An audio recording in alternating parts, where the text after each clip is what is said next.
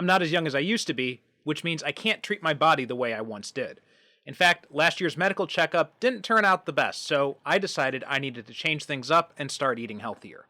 One of the ways I do that is by making smoothies. But smoothie shop prices can be pretty high, and making them at home always seem like a pain. You gotta pull the blender out, find the right attachments, set everything up, and then cleaning everything is annoying, making it difficult to quickly whip up a breakfast smoothie in the morning. That's why I'm glad to tell you about the BlendJet 2 portable blender. Like I said, it's portable, so you can blend up a smoothie at work, a protein shake at the gym, or even a margarita on the beach. It's small enough to fit in a cup holder, but powerful enough to blast through tough ingredients like ice and frozen fruit with ease. BlendJet 2 is whisper quiet, so you can make your morning smoothie without waking up the whole house. That's especially important to me because I wake up before the rest of my family, and once my kids are up, my morning work routine is pretty much shot to hell. And best of all, BlendJet 2 cleans itself. Just blend water with a drop of soap and you're good to go. BlendJet 2 has over 30 plus colors and patterns to choose from, so if you don't like one design, there's definitely one that suits your personality. So what are you waiting for? Go to blendjet.com and grab yours today. Be sure to use my promo code SuperCinemaPod12 to get 12% off your order and free 2-day shipping. No other portable blender on the market comes close to the quality, power, and innovation of the BlendJet 2. They guarantee you'll love it or your money back. Blend anytime, anywhere with the BlendJet 2 portable blender. Go to blendjet.com and use my code SuperCinemaPod12. That's SuperCinemaPod and the numbers 12 to get 12% off your order and free 2-day shipping. Shop today and get the best deal ever.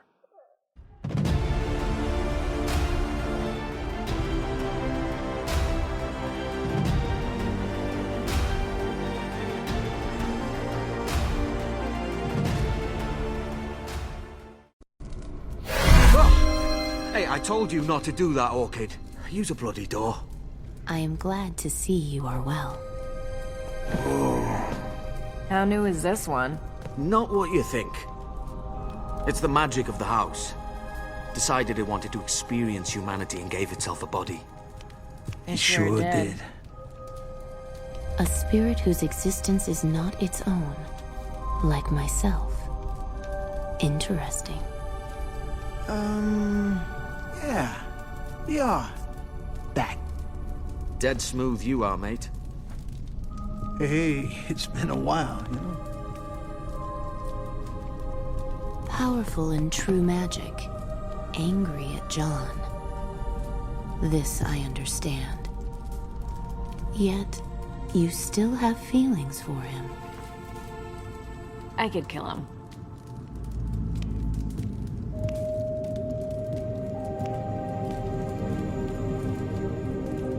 You exude pain. Your life is a patchwork of blackness with no time for joy. How do you cope with it? I have a butler. That was enlightening. Well, I guess we should have that chinwag about now.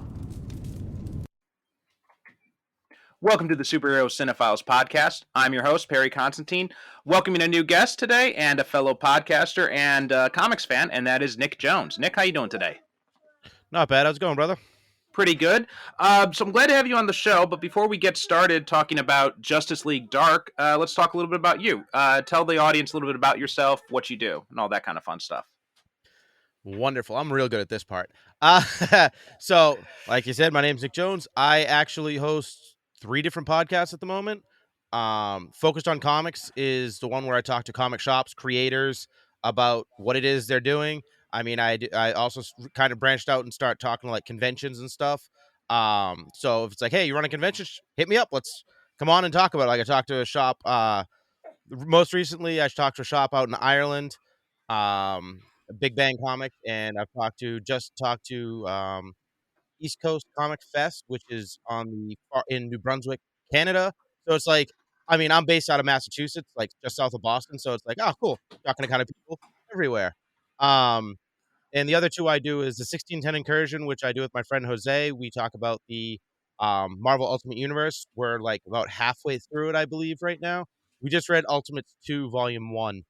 And we just been talking about that. And out of that has spun The Flying Dead, which is where my friend Dan and I talk about the Marvel Zombies because they come out of the Marvel Ultimate Hmm. Universe. I just do podcasts basically. Very cool. So just brief digression. How's it feel going back to the Ultimate stuff? Because I had done a dive back into those books when they came on sale a few years ago, and my read overall was like Ultimate Spider-Man is still so good. Ultimate X-Men and Ultimates didn't hold up as well, though. How about you? What did you feel going back to those? Um, we're kind of getting Bendis out, which is why like we're reading it in like there's the tradereadingorder.com or whatever I think is the website, and it's got it kind of broken down by like, okay, if you read them in this order, then everything's kind of going at the same speed. So we read a lot of Spider-Man in a row, and we didn't really touch the Fantastic Four. Like I think they were like the first couple of books, and we didn't touch them for like Hmm. 6 months or something like that. And now I was never really big into the Fantastic Four, like the 616 type of thing, Hmm. but I dig it in the Ultimate Universe. And like I will agree, the Ultimates themselves don't really hold up very well.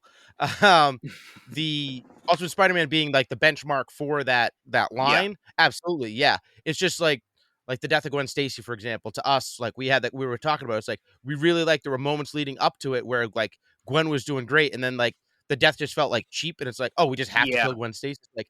But you didn't have to do it that like it felt kind of undeserved, and like you're talking about Ultimate X-Men, like Beast basically dying off panel. You're like, Hmm. it's just like little things like that. But I mean, we're having a good time with it, which is good. So I mean, at least we're having fun with it, I guess. That's good. That's good. Yeah, it's good that you're having fun with it at least. So let's talk a little bit about how you got into comics, superheroes, all that kind of stuff. Very similar to like our connection point, Anthony Desiato. I was collecting comics a little bit before the death of Superman, but that's kind of the one, like Death of Superman and Nightfall, the Batman storyline, that kind of like dragged me in where it's like, oh, I have to read all of these things, and that just kind of sent me down that path. But I mean, on the Marvel side, it was always like X-Men, like the Hmm. mutant books were always kind of my jam. So yeah, but that's pretty much it. And then on and off again, like throughout the years, where it's like, oh, I'm gonna collect now, and then like when going to the shop kind of feels like a chore, you're like, no, I'm not gonna go anymore. Hmm. And then it's just like, well, I can't not get stuff. So I mean, like right now, I still get stuff weekly. Like I'll reach out to my local comic shop every week. I'm like, all right, pull these books, whatever. I may or may not go in that week to get them, but I mostly I read actually everything via trade anyway. Hmm. Like I might have the single issues, but I'm not going to read a single issue. I will read it in trade format because then it's like, here's the whole arc. I don't have to wait until next month to find out what happens or whatever. Yeah, I'd gone through that too myself. I used to be big into the monthlies. I had like, I worked at a comic book shop, similarly to Anthony when I was in high school, and I think about 75% of my paycheck just went right back into the store buying comics. And I was buying like everything, like every week going in, having like a huge stack. I was getting like 60, 70 books a month at one point. It was Mm-hmm. insane. Um, and then and then when I got in university, I fell off, and when I got back into it, it was trades, and then I went back to monthlies with Comixology, and I got to the point where my memory is just so bad now, and I'd read a book, I get a new issue, and I'd open it up, and I'd read the first page, and I'm like, shit, what the fuck happened last time? Then I have to go back and double check. And it's that, and just like I'm like, you know what? Forget it. I'm just sticking with. Now I get the trades, and I get them on sale on Comixology, so I get them at pretty much the same cost as like getting the individual issues when they come out.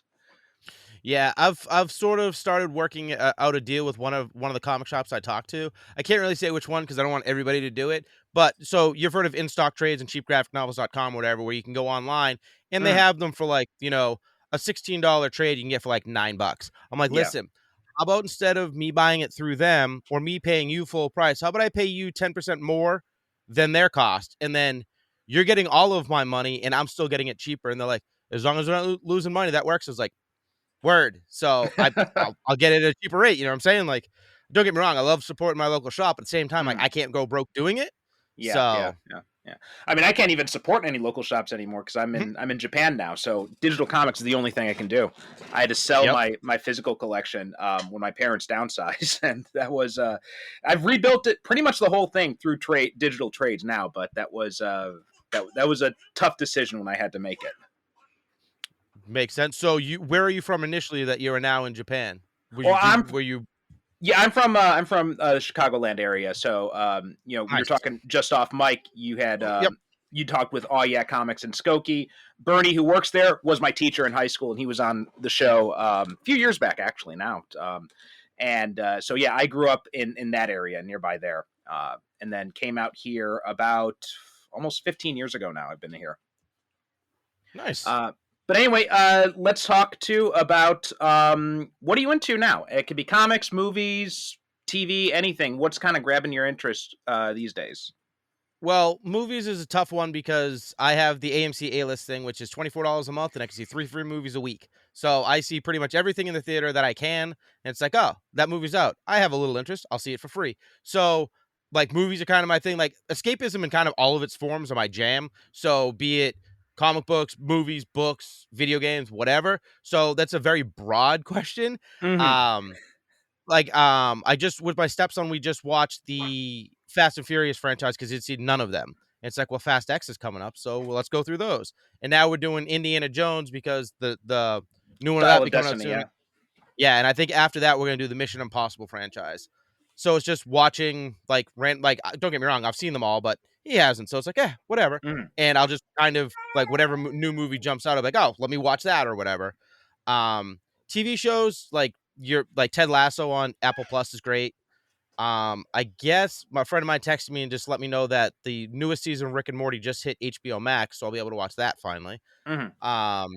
But video game wise, man, like I have the Marvel Midnight Suns game and I started playing it, and I was playing Fortnite with my son for a little while because like when Fortnite was first around, it's like all building stuff. I'm like, no, thank you. But then they had zero build. I'm like, all right, I guess I'll play it now. But I've kind of fallen off that again. But Rocket League is all I'm really playing right now on the Xbox. Okay, cool, very cool. Yeah, I've only seen. I saw the first episode of Love and Death, that new HBO Max series with Elizabeth Olsen, and that was pretty good. I think I'm gonna stick with that. And also still like Superman and Lois is such a good show. I'm loving that. Mentioned going back to the Superman connection. I've been meaning to catch up on Titans because now they got the last part of the final season out, so I need to catch up on that. But I haven't watched that yet. Likewise. Yeah, but anyway, today we're talking about Justice League Dark, the animated movie, part of the DC DC Universe animated original movies, and this came out back in 2017. It was the penultimate film in that because after this was Justice League Apocalypse, which Apocalypse War, which ended that universe. So what's kind of your history with Justice League Dark? Did you read the Justice League Dark comic that the New 52 put out? I didn't read it, but I have the omnibus right behind me. But again, one of the things I always say is collecting comics and reading comics are two totally separate hobbies. So I will read it at some point, but I haven't read it yet. But I basically get all of the DC animated movies. I think 3 or 4 behind at the moment. Because when it comes to like the live action on-screen movies, DC kind of bites the bullet on that one, and Marvel has that on lock. But the animated movies, DC crushes it with the animated flicks. Yeah. So it's like, oh, Justice League Dark, let me check this out. And I watched it. I'm like, all right, I've always liked the character of Constantine, like the show that was on, what was it, CW, I think? No, it was on NBC, and then he ended up moving over to CW when they brought Constantine into Arrow and Legends of Tomorrow, yeah. So I like that the actor of that show and stuff like that. So, and obviously Batman, and Zatanna is way more powerful than I ever really thought, I guess, because I never really read a lot of Zatanna stuff, but she in this movie here, she was like, all right. So it's just kind of, for me, it was just the whole like the thing. I'm like, all right, again, DC animated flick, a new one. Let me get it. Let me watch it, and that's how I kind of get into it.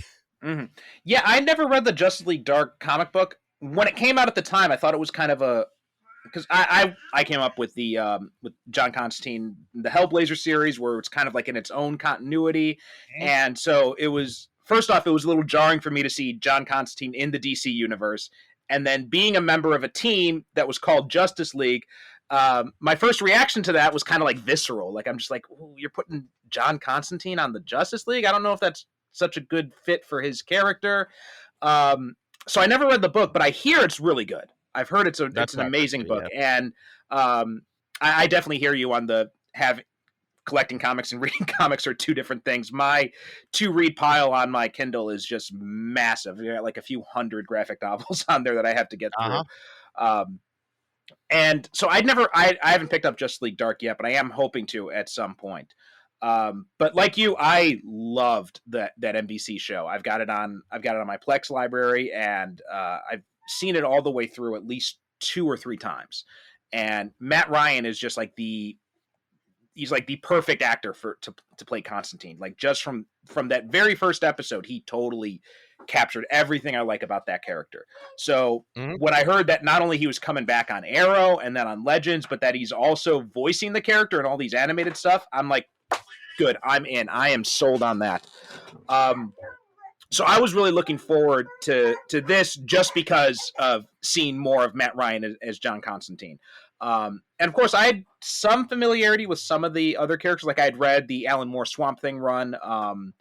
Zatanna I'd only known little bits in here from like her various guest stars in different comics or animated series, but I was like you. I was never really tuned into Zatanna in any big sort of way, or any of the other characters like Deadman or Etrigan. I was never really a fan of those, but yeah, I was curious to see this and see how it turned out.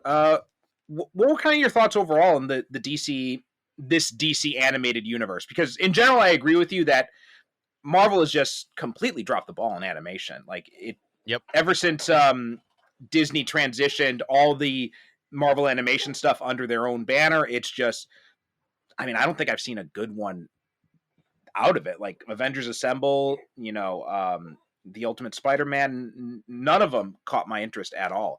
Nope. Nothing really has been like has reached the heights of Earth's Mightiest Heroes or Wolverine and the X-Men or Spectacular Spider-Man. Yeah, I mean, same thing. Like, as far as like the whole, like I said, the whole DC animated universe, I dig it. Like, but the only thing is I just watch every movie as its own standalone thing because it's like there's no real continuity to any of it. So it's like there is a little bit with the Justice League movies, but at the same time, like, wait, you guys already did this whole thing, but there's no point like where it's like, oh, the new 52. It's like, hey, Batman #1, this is a whole new thing or whatever. They just kind of like, we're just gonna change the stuff and go along with it, and you're just gonna watch it and enjoy it and call it a day, basically. You know what I mean?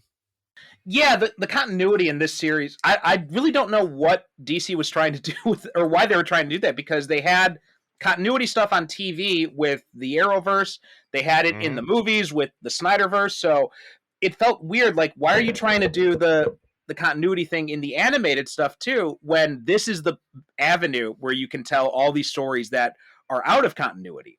And it always felt weird to me when they're trying to squeeze it and fit these stuff. Like I love the Death and Return of Superman, but it did, you could tell there was obviously a course correction when they're like, oh wait, Superman is supposed to be with Lois in this story, but in the Justice League movies we had him with Wonder Woman. We've got to throw some dialogue in there to change that up.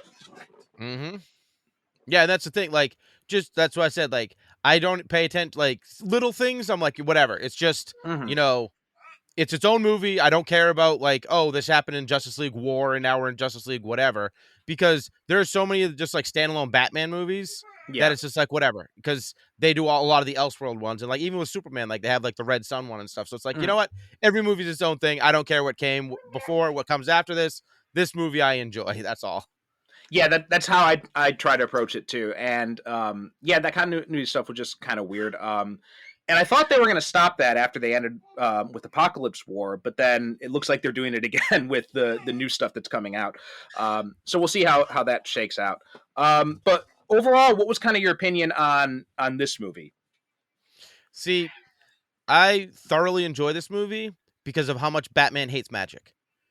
Like, when something would happen and he'd just be like, like, it made me laugh literally every time it happened. So I enjoy it a lot just because of how basically miserable Batman is. You know what I mean? Like, I like Batman, don't get me wrong, but him being like, like when the demon thing appears in the hospital and it explodes and everything, he just looks in the room and is like, like he's just so angry about magic because it's not something he can control.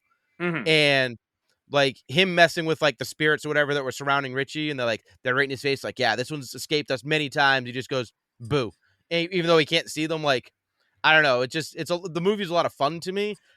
But other than that, like, what did you hadn't seen it before either, had you? No, I had seen it back when it first came out, I think. I had seen it back then, and so then I'd watch it again to just kind of like refresh my memory. Mm-hmm. Um, my whole thing was it the Batman stuff of it feels kind of weird because it doesn't feel like he really has a whole lot to contribute to this plot. Like there are several points where I just kind of forgot when I see Batman on screen. I'm like, oh yeah, that's right, Batman's in this. Yeah, because he's got no place being there, and that's like that's what made it more fun for me is that like he's clearly the fish out of water in this whole situation because you have Zatanna, Deadman, Constantine. I mean, Etrigan, you got Swamp Thing showing up, and Batman is just like, I'm just a dude in a Batman costume. Like a bat. That's all he is, a dude in a bat suit. So him being so out of place when he's usually like, I don't want to say he's like the coolest guy in the room, but that's typically what it is, where he's like, he knows everything about everything, but he cannot like with Batman with magic, he knows nothing. And like when there's the part where they first get into the House of Mystery and Batman's like, what did he say about Deadman? And Constantine's like, listen, I'm not playing telephone between you two. Here you go. Now you can see him and talk to him, whatever. Like, here you go. Leave me alone. That was funny to me. Yeah, I think I would have I like that idea of Batman being this fish out of water. I wish the movie would have played a little bit more with that though. Like kind of deal a little bit more with him reacting to stuff.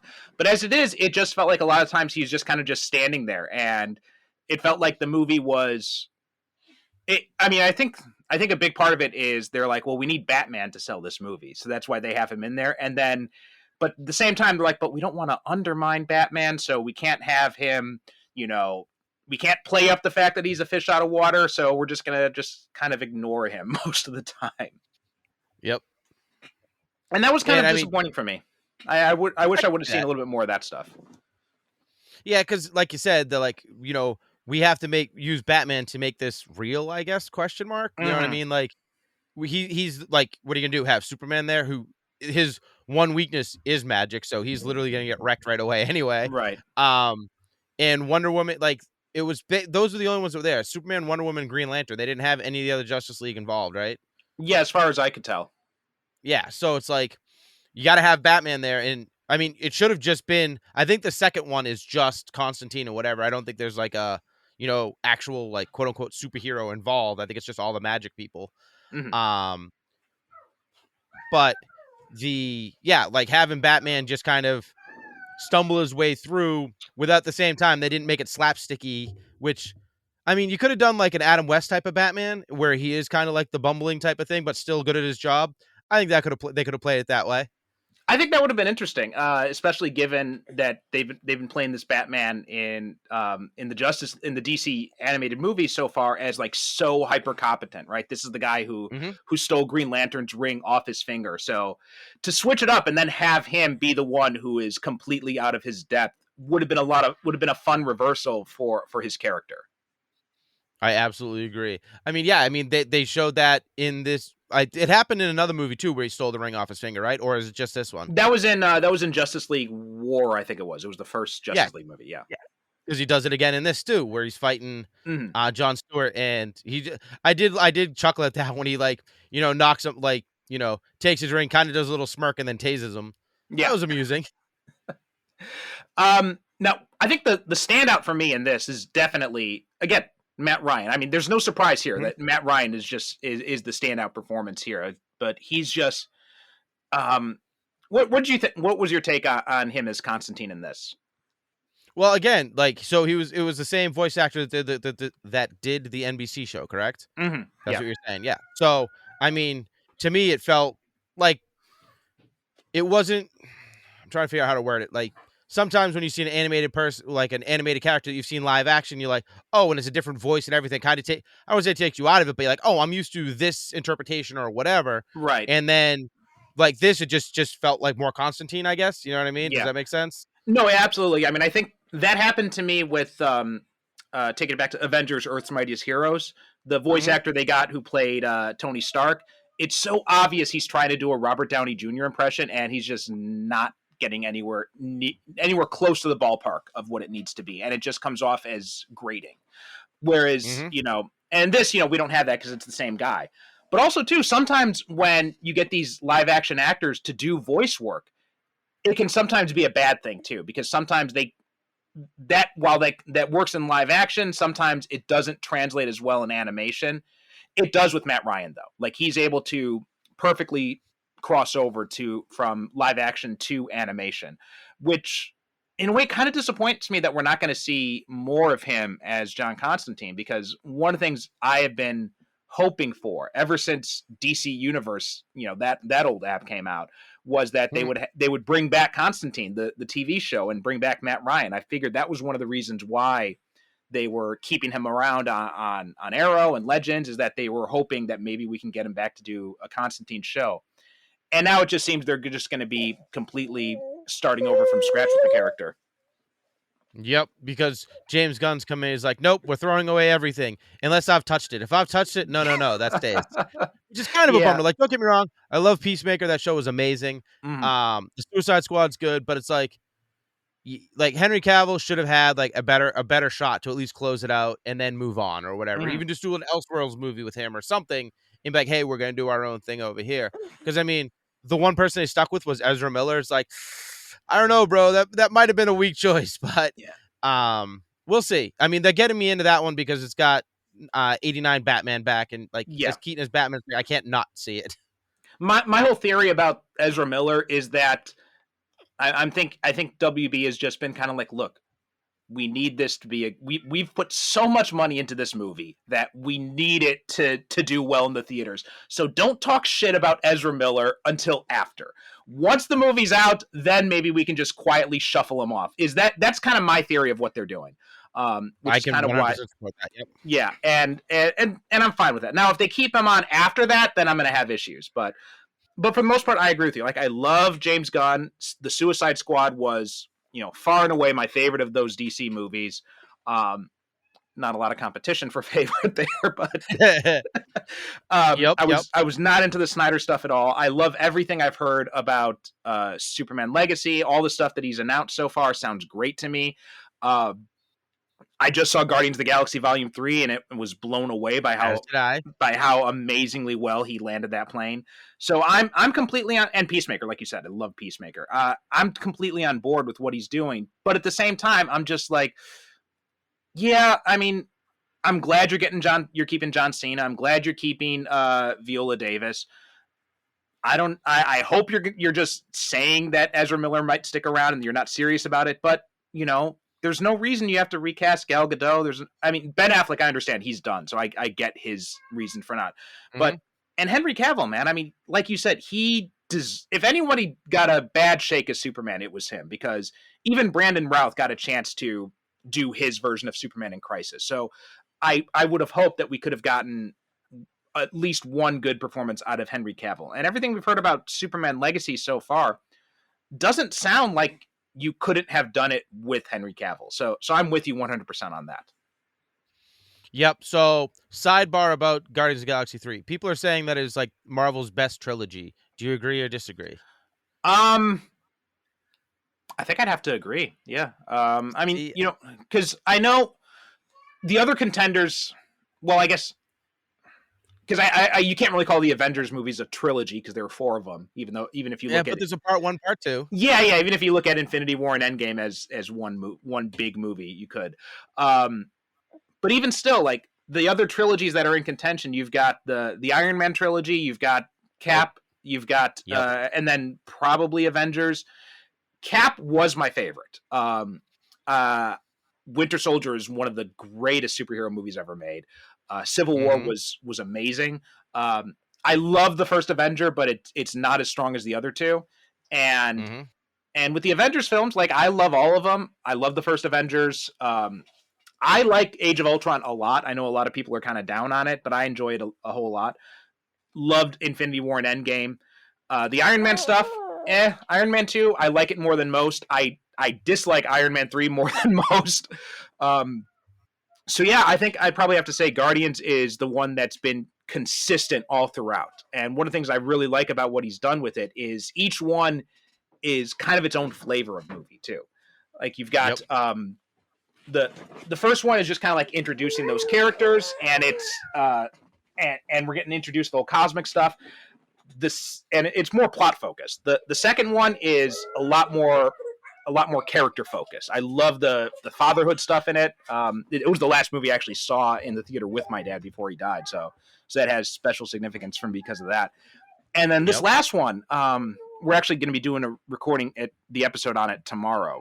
Nice. God, it was so good. It was just I was a little bit nervous if he could tie everything up. I thought the Adam Warlock stuff kind of felt like this is obviously something that was left over, and since stuff had changed, and now we don't really know what to do with him completely.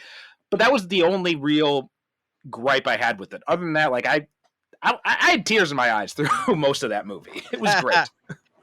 So for me, I'm gonna have to agree. Like Guardians 1 is my favorite MCU movie. It's like it's either that, Civil War, or Winter Soldier maybe, and Ragnarok. Kind of, those are the top 3, 4 in any order, depends on the day. I was a little bit let down with Guardians 2. Not saying it's bad, it's just not, as good as the first. And the third one's good as well. But for me, it's got to be the Captain America trilogy, even though that's weird for me to say. Like the first Avenger it's all right, whatever. But Civil War and Winter Soldier are the two, like, hands down, like the best MCU flick. So I would say Guardians is probably the second, maybe the third best trilogy if we're talking Avengers being classified as one. But yeah, I mean, I'll agree with what you're saying about how, each movie, like I love James Gunn. Like I actually got there was a screening of his movie Super in Boston where he was actually there and did like a Q&A afterwards, and I got to go to that. And I was like this close to being able to say hi to him and like shake his hand, but like he got pulled away. I was like, so close. But like Slither is great. Like I just love, like I've loved all of his work anyway. So I'm curious to see what he'll bring to the DC universe other than like, the Suicide Squad. Now, as far as the whole Adam Warlock of it all, I don't know if you watched the pitch meeting things by Ryan George on YouTube or not, but he just did Guardians of the Galaxy Volume 3. Yeah, that guy kind of irritates me.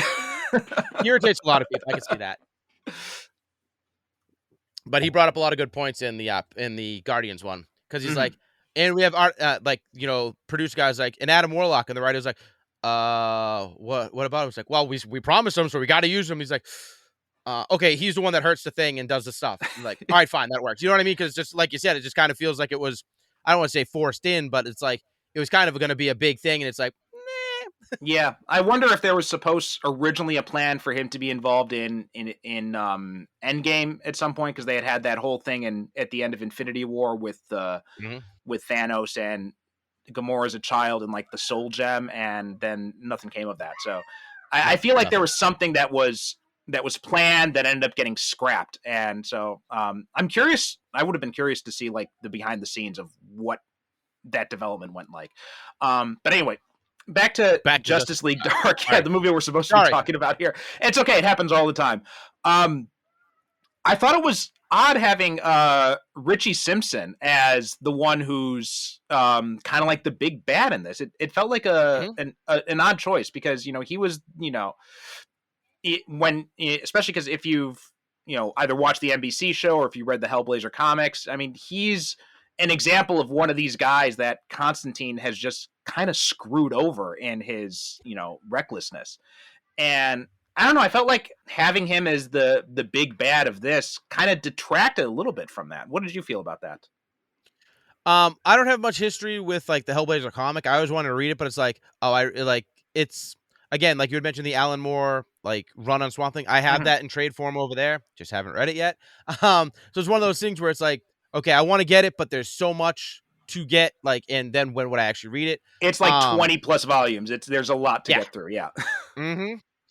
I love Vertigo though. It's probably my favorite line is Vertigo. But like having him be like, when they go to visit Swamp Thing, for example, and it's like, oh, I just can't let him know it's me. And someone's like, oh, someone else that you've pissed off, whatever. What a surprise.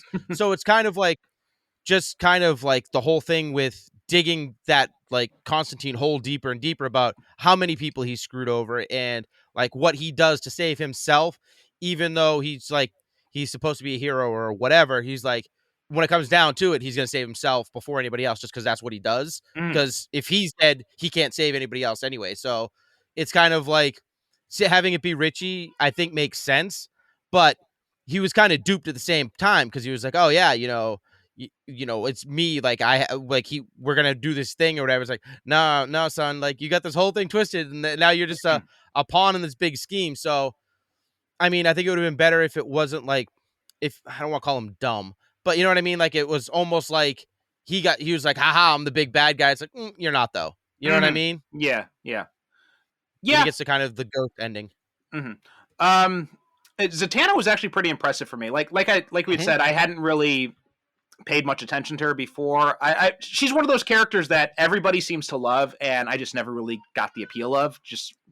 But I enjoyed her a lot in this, and I think that they did the redesign they did on her costume, right? Because her classic costume is she's wearing the magician's outfit with the top hat and the fishnets, and they had toned that down a little bit, and I think I really liked the way that she looks in this. I thought the design was really cool. It doesn't lean too far into the superhero stuff, but it's not as kishy, I guess, as the magician's outfit. So I thought it was a nice balance between those two. Yeah, absolutely. It's more like practical, I guess, because I mean, if you look at like 90s comics, it's like women don't have torsos, and whatever torsos they do have, you're gonna see everything in it, and it's gonna be in this weirdly cut thing. It's like, I'm sorry, how is that woman supposed to fight in this?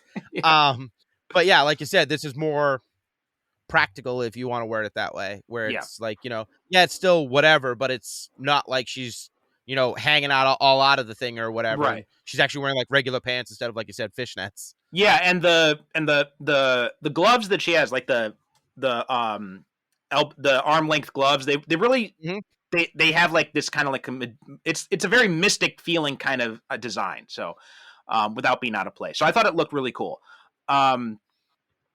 Etrigan is another one of those characters that I think it's an interesting concept, but I find that speech pattern annoying. It's kind of like, our buddy Anthony always talks about Bizarro, and he hates the way how Bizarro speaks, and I totally get that too. It always. I had done an episode with him on his show about the Gales, the Steve Siegel run and the Gail Simone run and the Mark Verheyen run, and in one of Gail Simone's issues, they have got Bizarro, and I think it was Cheetah mentions that trying to figure out how Bizarro speaks like breaks her brain. And I'm just like, yeah, she speaks for all of us in that moment. Right. And I get kind of the same feeling with Etrigan, and just like, how he has to rhyme everything. I'm just like, this is so irritating. I did like when he was about to call, insult, Constantine, and Constantine's like, hey now, like, so he doesn't say whore, I think, is like, he stops right before he says it, and he calls him a killjoy, which amused me. But yeah, I mean, I don't know much. I did like, yeah, I don't know much. Like you said, same thing here with, like, I don't know a whole lot about Etrigan, but I don't know, something about the fact that he's a demon from hell, and he was like, sweet, I'm gonna be free, and like, no, you're not. Fooled you. now you're bound to this person. And then what's the guy's name? Is it Jason Blood? Jason Blood, yeah. Jason Blood, yeah. Okay. Yeah, and it's like, now you're bound to this guy here, and now he can't die, and you're trapped unless he says these stupid rhymes to make you come out. It's like, well, if you're so upset about having the demon inside you, just don't say the rhyme, I guess. It doesn't seem like it's like, oh, I'm afraid of sharks. Don't go in the ocean, bro, and sharks will leave you alone. It's like, just don't say a rhyme, and Etrigan won't appear.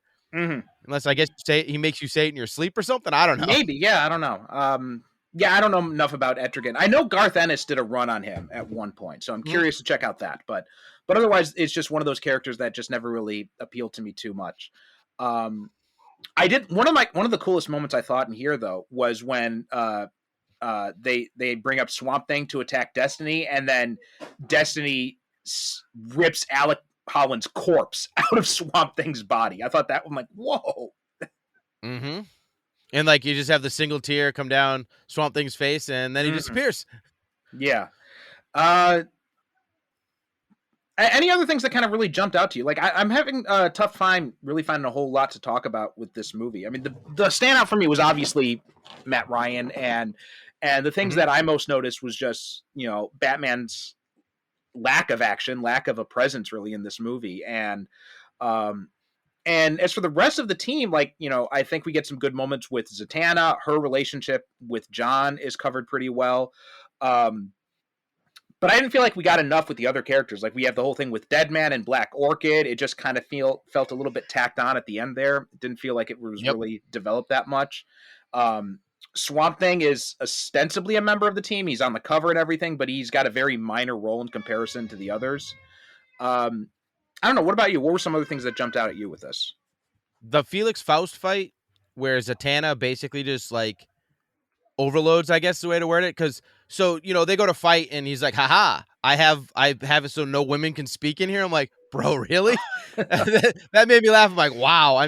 But he did it for like, it wasn't like, don't get me wrong, he says a scummy line about it, but he's like, I have this specifically because of you, because you're the only real threat. He says that when they're fighting, it's like, you're the only real threat. I'm not really worried about these other people that kind of like, hacks compared to you.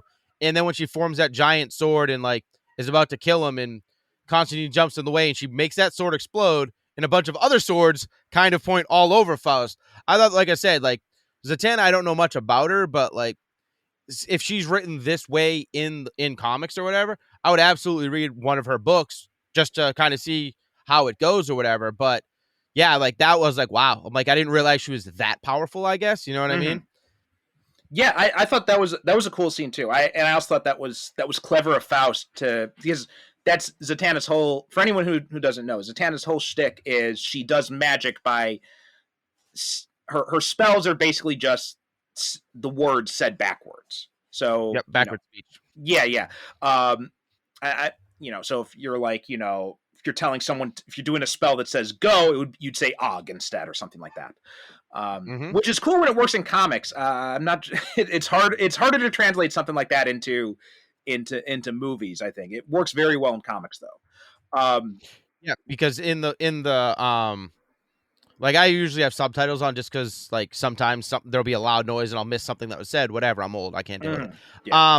But with that, it just says speaking different language or speaking foreign language or whatever, like speaking ancient tongue or something. It's like, it's literally just a word backwards. Like, I know that. You could just put the words on the screen backwards. You could easily do that. But the person doing subtitles is like, no, not today, Satan. Also, I like the poker game at the beginning too. That was a fun moment with the three demons. Yeah, and I like how they were brought back later, like the whole like how I guess Batman figured it out because he's the world's greatest detective allegedly. When the big demons, he has them fight in their final form, I guess we'll call it. And then it's like, oh no, look, here's what they look like. He could have summoned them at any time. And like the whole Faust does this whole huge fight with everybody and like basically destroys his whole joint. And then at the end, he's like, why are you here? Like, I didn't do anything to deserve this. Why are you coming in to fight me? Not just like saying that to begin with, like, yo, why are you fighting me? Nope. We're just gonna destroy my whole house and be like, why? Why are you here? What are you doing? Yeah. Oh, also interesting here, Jeremy Davies. He had also played Richie Simpson in the Constantine TV show. I didn't realize that was the same guy. Oh, nice. So yeah, I mean, like you said, they're kind of holding these people on. Maybe they're gonna do something with them, and that's like, no, fooled you. And also the House of Mystery. That's another callback to Gaiman's Sandman run too. That's where Kane lives. And this is one of the things too about this DC animated universe is, and one of the things that kind of disappointed me is they had this kind of like set art house style for all these movies in this series. What do you think of the kind of like the animation style and the designs for these characters? Like how you were saying, Batman just feels kind of like, in the background type of thing. That's the way his outfit looked to me too. Like Superman and Wonder Woman, whatever their look. But again, like the main, like quote unquote main Justice League people weren't really involved. Like they show up at the beginning and then they show up at the end, and that's it. They're not in the middle at all. Fooled you. But yeah, I mean, Constantine's look theoretically isn't too hard to nail. It's just as long as he's got his like, beige trench coat, you can kind of nail it. You know what I mean? But yeah, and we already talked about Zatanna's look. So I mean, as far as like the overall art style, it's, again, I just kind of take it for what it is when you're watching the thing. You know what I mean? Like the art isn't so distracting that you're like, oh, I can't watch this. Because sometimes Mhm. there's a movie you put it on something animated and you're like, oh god, this is not what I was looking for at all. Right, right. Yeah, I feel like the Swamp Thing design didn't feel. It felt a little bit too. I mean, it's with this animation style, it's hard to do detail anyway. But it Swamp Thing's hard to translate into animation because he's such a that design is so busy in the comics. Yeah, and he looked very. I mean, I guess plain is the way to word it. Yeah. Like he was like a green blob with here, have some vines on you, and you have red eyes. There you go. Well, you mentioned the Superman thing. One of the things that annoyed me about the Superman design is that the S shield has no outline, and it almost makes it kind of like fade a little bit into the character design. It doesn't feel like it pops enough like it should. Yep, and like I mean, now it sounds like kind of like we're shitting on the movie or whatever, but I still had a lot of fun with it. I know you seem more in the ambivalent type of phase with general issues with it. But yeah, I mean, the all of the movies of this era, I guess, have this art style. Yeah. So if you've watched like one of the other Justice League movies, it's like, oh, okay, Superman looks the same in that. So they at least carry the art across. You know what I mean? Right, They yeah. might not all look the exact same, but they at least kind of keep it close. You know what I mean? Well, let's talk about that in terms of in comparison to the others. Then I think that's a good thing because we've got this series had a total of it's a bunch of films. I'm not sure what the total is, but so it started with the Flashpoint paradox, then Justice League War, Son of Batman, Justice League Throne of Atlantis, Batman versus Robin, Batman Bad Blood, Justice League versus Teen Titans, Justice League Dark, Teen Titans Judas Contract, Suicide Squad Hell to Pay, Death and Return of Superman, Constantine City of Demons, Batman Hush, Wonder Woman Bloodlines, and then Apocalypse War. Where would you rank Justice League Dark in those movies? Considering it's the one I've watched more than any of the other ones, it's towards the top for me, just because again, like I think I'd watched it a couple of times before, like we had talked about, oh, we're gonna talk about this movie or whatever. I watched it twice in the last week because I watched it a week ago, and I'm like, you know what, a lot's happened in a week. Why don't we see if we can squeeze it in before we record? Hey, look at that, I did. But I mean, so the last two viewings don't really count, just because again, you know, it's kind of cheating saying, oh, I've watched this movie 4 times and the other one's only watched once. Yes, but I watch it for a podcast specifically. But I mean, I feel like, to me, like I said, I've watched this one more on its own even before recording about it. Again, for me, it's more of the humor I get out of the Batman being miserable, because anytime he feels miserable, I feel joy. Even though I'm not saying I dislike Batman and I want him to be miserable. It's just, he always is like the smartest person in the room or whatever. And it's like, but now he is so out of his element that it's, I mean, like they didn't play it up quite as much as you would have liked. And I understand that as well. But I don't know, man. Like, just like when he looks in the room after the, whatever the dogma monster that explodes all over the place is, and he just goes, like, just like he's so angry that he doesn't understand what's happening. It just makes me laugh. So no, for me, it's towards the top, but yeah, I totally get you on that point. And one of the things that kind of irritates me about fandom is when they want characters to be like perfect all the time. And you see that a lot with Batman and with Spider-Man too. Like I saw something on Spider-Man Twitter complaining about the fact that when Spider-Man appears in other books, they always talk about what a great hero he is, but in his own books, he's always getting shit on. I'm like, well, yeah, that's kind of the point of Spider-Man. He is getting shit on and then he rises above it. If you don't have that, it's not a Spider-Man story. So you want to have these characters challenge and put through the ringer. Otherwise, what's the point? Yeah. So yeah, I'm totally with you on that. It's cool to see Batman like always find his way out of things too, but you want to challenge the guy. It's fun you want to see him knock down a peg. Absolutely. And with the Spider-Man thing is like when he guests in other people's when he guest appears in other people's books, it's like no, he's like the superstar. In his own book, it's like, oh, that's just his life. Like he's always gonna get shit on his own life. But when you go somewhere else, it's like, you know, you're the host of this podcast, like you're the one that's responsible or whatever for everything. Right. You go on someone else's podcast, you're like, whoo, I don't gotta do a fucking thing here. Exactly. I am the hero. So that's just kind of the way it works with, you know, being the main character or whatever of your own story, you're the one that like you see everything that happens to you. When you go to something else, they're only seeing that moment of your life. Whereas like your main book, yep, this is my life all day, every day. This is what I deal with. Yeah.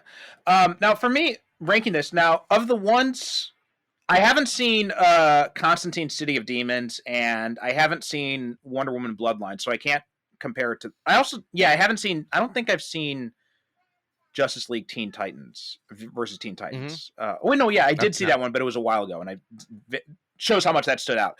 But I think ranking these ones, I think I would probably put Suicide Squad Hell to Pay at the top. I think that's probably the best one that they've done.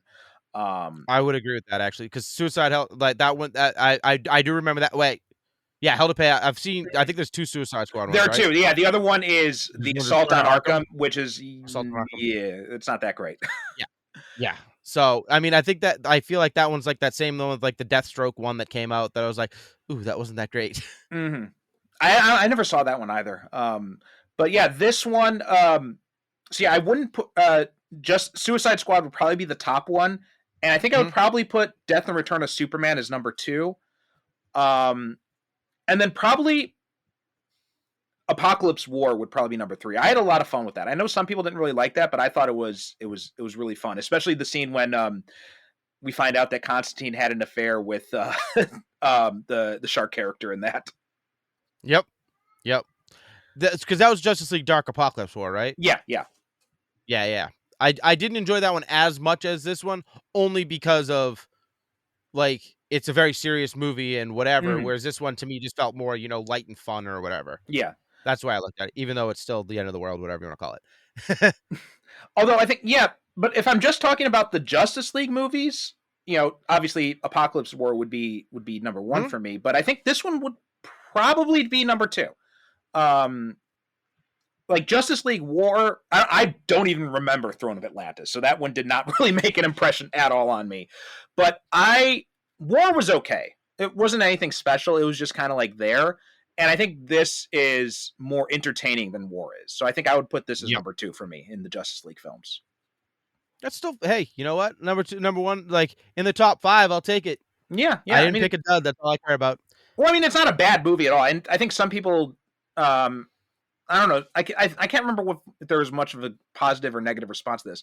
I know Justice League Apocalypse War got some negative response, but I was kind of surprised when I saw it. I'm like, I actually really dig this. Yeah, and I mean that's the thing. Like, a friend of mine, he deals with like movie reviews and stuff, and he was like, "Oh, you should come do movie reviews for me." I'm like, "I can't." I'm like, I talk to people. It's like, oh, did you see this movie? Oh, okay, well, if you like that movie, this movie's kind of in the same vein, blah, blah, blah, blah, blah. And it's more of a personal, like, chat. Like, I can't just, like, write a review. Like, I don't know if you've tried recording podcasts into the void where it's just you talking. I cannot do that. It is the worst thing in the world. Yeah. Like, listen, obviously I talk a lot or whatever, but, like, I need someone to bounce back off of. You know what I'm saying? Like, I cannot talk into the void. Like, I can't do it. It's the worst. No, I get you. I had I do another podcast called Japan on Film, and like the first 20 episodes or so was just me doing it on my own, and I just couldn't keep up because I had to write scripts and everything, and it was a hassle. And so then finally I'm just like, I have to either change this format and start bringing in guests, or I have to stop it because I couldn't keep it going like that. Yeah, I had to record a little blurb. There's a comic fest coming up in the end of June, and the guy gave me a pair of tickets to give away for the show. He's like, hey, you just give them away, like just give me the name of the person that wins and I'll put them on the guest list. So I just recorded a little thing like, hey, I was given a pair of tickets to give away to the show. You just gotta, to enter, just do this, blah, blah, blah. And it took me like 20 minutes to record this like 30-second clip because I'm like, all right, I guess I have to type out a script because I'm just losing the plot when I'm just talking to myself. Yeah. It's the worst. I'm with you 100%. Even with I've done that a few times, like, oh, I just have to record like, 1 minute. It's no problem. I can just wing it. And I'm just like 20 minutes later, 5 wasted recordings. Just like, fuck, gotta write it out now. It's the only way to get it done. You have to write it down. You're like, really? It's literally just me. Like, I'm still fucking it up. Yeah. It's the worst. Okay, so I think that's a pretty good note to end this on. I mean, I think this animated universe, it's got mostly kind of just mixed overall. But I think this movie is one of the highlights, and a big part of that is Matt Ryan. I don't think I would have liked this as much if it wasn't Matt Ryan as coming back as Constantine. I can agree with that. Any other final things you wanted to say about Justice League Dark? Nope. Like I said, I mean, is it streaming on HBO Max? Because I feel like they have all of the DC movies there. If you got like it's an hour, 15 minutes or whatever. Yeah, it's 75 minutes. Yeah, 75 minutes 75 total. minutes. Yeah, 75 minutes, an hour and 15 minutes. So if you got an hour and 15 minutes to go, I say watch it, enjoy it for what it is, and that's all. That's as far as Scump said. That's all I got to say about that. Okay, it's a fun movie. It's great seeing Matt Ryan back. I am curious to go check out City of Demons because I haven't seen that yet, and that was, in fact, based on this, they decided to make that because of the popularity of Matt Ryan coming back to do Constantine in this. Makes sense. But honestly, I'd say if you want more Matt Ryan as Constantine, track down that NBC show because that thing was gold. Is that streaming anywhere? I think it's it might be on the CW app. It was at one point. Like I said, I've got it I've got it myself, so I don't have to worry about it streaming anywhere. But it used to be on CW Seed, I think. I'm not sure if it still is. Yeah, that's the thing. Like, people are like, oh, why do you buy physical media? I'm like, because what if I wanted to watch something and the internet goes out or whatever? Well, I mean, HBO Max just already proved that, right? They yanked the Justice League animated shows off of it. So it's like after that, it's just like, well, obviously this is why. And also Westworld, right? They yanked Westworld off. They yanked a whole bunch of other stuff off, and now that stuff's like, where are you going to get it now? So yeah, I'm definitely going back to a lot more physical media myself. Yep, I buy physical media and then I just upload the digital copy to my iCloud or whatever, with like the iTunes movies, whatever. And I watch them digitally, but I own them physically just in case. Yeah, I do a lot of that too. It was just one season. One season, only like 9 or 12 episodes, something like that. It was a short episode run. Yeah, I thought so. Yeah, you can buy it on Amazon and Vudu. That's the only place it's not streaming anywhere for free. Okay. But yes, I would also support that. Go watch that show. Yeah. But yeah, I do that too. I get the discs, and then what I do is I'll rip them and I'll put them in my I got an external hard drive linked up to HTPC, and I run them off on my Plex library off that. And because that way I got it all easily accessible. We don't have to keep big DVD shelves because we don't have space for them here in Japan anyway. So, so I got all the discs as backups if I ever need to, if any files get corrupted. But yeah, Nick, this is a fun conversation. Thank you for coming on and talking about Justice League Dark. But why don't you tell people where they can find your stuff? So again, like I said, I have the 3 podcasts, which is focused on comics, the 1610 Incursion podcast, and the Flying Dead. They're all, everywhere podcasts are. I'm still on Twitter, even though I don't really do much with it anymore, just because I don't really have the time and I don't care. But Laneit360, LANEIT 360 on Twitter, and that's kind of the easiest way to get in touch with me, because everything else, like my Facebook, is just like, yes, if we don't have at least one mutual friend, you can't even talk to me. Don't look my way. But yeah, I mean, again, thank you for having me on. It was a good time. Yeah, we'll have to have you on Focused on Comics at some point. Yeah, that'd be fun. I'd love to do that. I do comic book lettering, and I've done some writing too, and I am working on a project right now. You can probably see it on the video here. I've got my tablet set up doing some inking work over here. But yeah, I'm totally down for that at some point. But anyway, we'll have links to your podcasts and stuff in the show notes too. So anybody's interested can go in the show notes, check those out. As for us, superherocinefiles.com is the website, Super Cinema Pod on Twitter and Instagram. And also, if you join our Patreon page, for as little as $1 a month, you get these episodes a week in advance, no ads. Plus, you also get access to the Superhero Cinephiles Book Club, where once a month or so, I sit down with a guest and we talk about a comic book or a graphic novel. And and again, get that access for just as little as $1 a month. You get all that. Thanks so much for listening, and we'll talk to you next time. If you enjoyed the Superhero Cinephiles, then you'll also love my companion podcast, the Superhero Cinephiles Book Club. All my Patreon subscribers get access to this exclusive podcast where I review superhero comics and graphic novels. Not sure what comics you want to read next or what you should dive into? I've got you covered on that. I'll be doing reviews, recommendations, and also talking to you about useful entry points if you're interested in reading some comics but don't know where you should start. Plus, you'll get access to all episodes of the main show a week before everyone else. On all of this for as little as just $1 a month. All you have to do is go to patreon.com/supercinemapod and you can sign up at any subscription amount to get started. Thanks so much for your support, and please don't forget to rate and review us on Apple Podcasts or wherever you get your podcasts.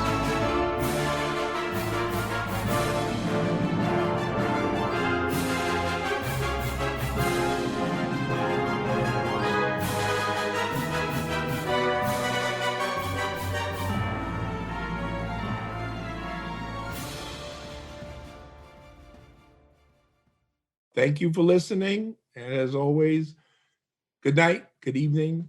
God bless.